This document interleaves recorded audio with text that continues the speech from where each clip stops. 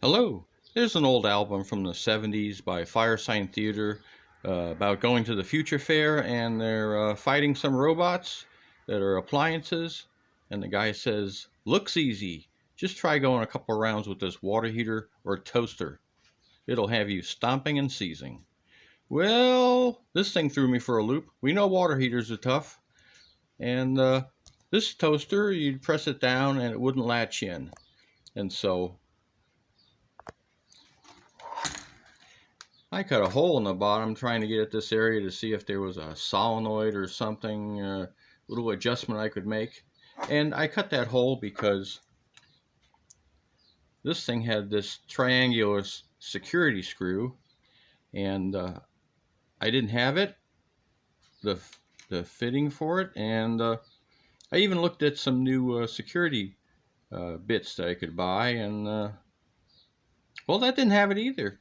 So this was an old Harbor Freight giveaway, and you use these screwdrivers about 10 times, and they strip. They're really cheap. So I took my grinder and made a little triangular shape.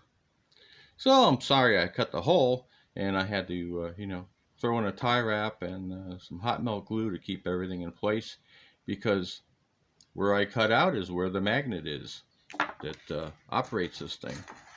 So it's pretty simple. You press it down, this magnet, this flat piece of metal hits the electromagnet. The electromagnet's controlled by this board, and you make toast. And on the other side there's a switch contact. So, I'm an electronic guy, and you just figure, well, capacitors go bad with heat, and what's a toaster but hot? And well, that capacitor is probably bad. It's not enough voltage to hold it in. So I pull the capacitor out and check it, and it's supposed to be like 300 microfarads, and it reads 284, and about a quarter ohm. Not great, but not bad yet. And so that's not really it, but I throw in a 2200 microfarad across it just to make sure. And of course I attach some wires so I can measure the voltage, and I'm getting around 8.9 volts. And so well, what does a solenoid take to hold in? So I attach my power supply to the solenoid, and I find out that it drops out at about 3.6 volts. It's like, well, 8.9 is certainly more than that. So the coil measured 97 ohms. The dropout's 3.6 volts. There's about a volt of ripple.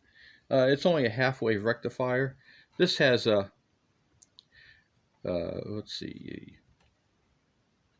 Oh, yeah, it's right here. This is the diode coming in, and there's a limiting resistor.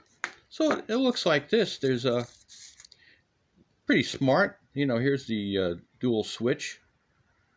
So when you stick your knife in and when the toaster's off, you're not going to get electrocuted. But what they do is the heaters, they tap off a little section to give you around 10 volts. A little current limiting resistor there, and 333, something like that. But you get 9 volts. So, I'm thinking, well, there's some dirt on this. This isn't flat. I grind it. I even relieve the little spring tension. And I'm playing around with this. And it's not holding. It holds sometimes, but not other times. And I notice there's a little sparking over here on this backside switch. And I'm looking around the contact, and what I'm seeing is some burning. So I imagine some little piece of toast or sugar or cinnamon, whatever gets in there, and starts tearing up the contacts a little bit. So this is a neat little trick you can do. What I do is a piece of sandpaper, I fold it over, and you can go in there and get both sides of the contacts at the same time. I also bent the contacts in a little bit so it would work a little better. And lo and behold, it works. Once there was an intermittent with that switch, the board would lose power, the solenoid would drop out, you know. But, I'm looking for something more complex. So it teaches you just, keep at things. There's always a reason why things fail. And I couldn't let a toaster beat me. Thanks for watching.